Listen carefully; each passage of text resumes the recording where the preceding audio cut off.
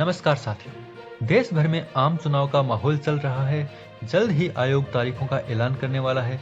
राजस्थान में दोनों ही मुख्य पार्टियों ने कुछ सीटों पर अपने प्रत्याशी घोषित कर दिए हैं, जबकि कुछ सीटों पर नाम का ऐलान होना अभी बाकी है।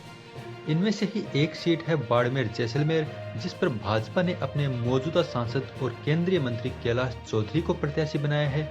वहीं कांग्रेस की इस सीट पर चल रही माथापच्ची अभी खत्म नहीं हुई है। इस बीच आरएलपी के उमेदराम बेनीवाल, जो बाड़मेर के बायतू सीट से 2 बार विधानसभा प्रत्याशी भी रहे थे, ने आरएलपी से इस्तीफा दे दिया है। चर्चा है कि वो कांग्रेस में शामिल होकर लोकसभा चुनाव में कांग्रेस से प्रत्याशी हो सकते हैं। लेकिन इस क्षेत्र में हलचल कुछ और ही हो रही है, जो दोनों ही पार्टियों की नींद उड़ा रही है, खासकर भाजपा की, क्योंकि भाजपा अभी तक इस सीट को सेफ मान रही थी। लेकिन अब कैलाश चौधरी यहां से फिर से लोकसभा में जा पाएंगे, ये कहना जल्दबाजी होगी। आखिर क्या कारण है जिनकी वजह से इस सीट पर समीकरण बदल रहे हैं? आखिर वो कौन है जो भाजपा के मिशन 25 के रथ को रोकने की हिम्मत रखता है? आखिर किसने बढ़ा रखी है कैलाश चौधरी की धड़कनें?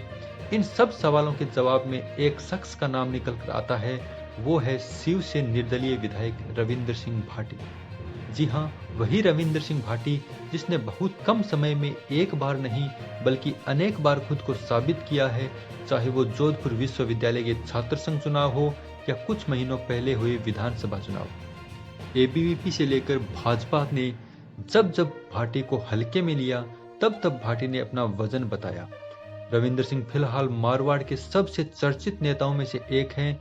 रविंद्र सिंह भाटी अभी बाड़मेर जैसलमेर लोकसभा क्षेत्र में पूरी तरह से सक्रिय हैं और देवदर्शन यात्रा पर हैं।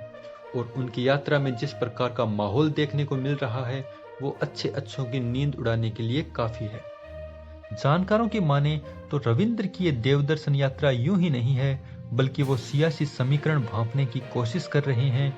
और अगर रविंद्र सिंह लोकसभा चुनाव में ताल ठोकते हैं तो भाजपा और कांग्रेस के सारे समीकरण धरे रह सकते हैं। और इसका सीधा असर भाजपा पर ही पड़ने वाला है, क्योंकि कांग्रेस के पास वैसे भी कुछ खोने को नहीं है और भाजपा कम से कम यहां तो नहीं हारना चाहेगी। इस बीच रविंद्र सिंह भाटी को मनाने की बीजेपी की कोशिश जारी है। मुख्यमंत्री भजनलाल शर्मा, वरिष्ठ भाजपा नेता राजेंद्र राठौड़ सहित अन्य बड़े नेताओं ने भी रविंद्र सिंह से वार्ता करके उन्हें लोकसभा चुनाव नहीं लड़ने की गुजारिश की है।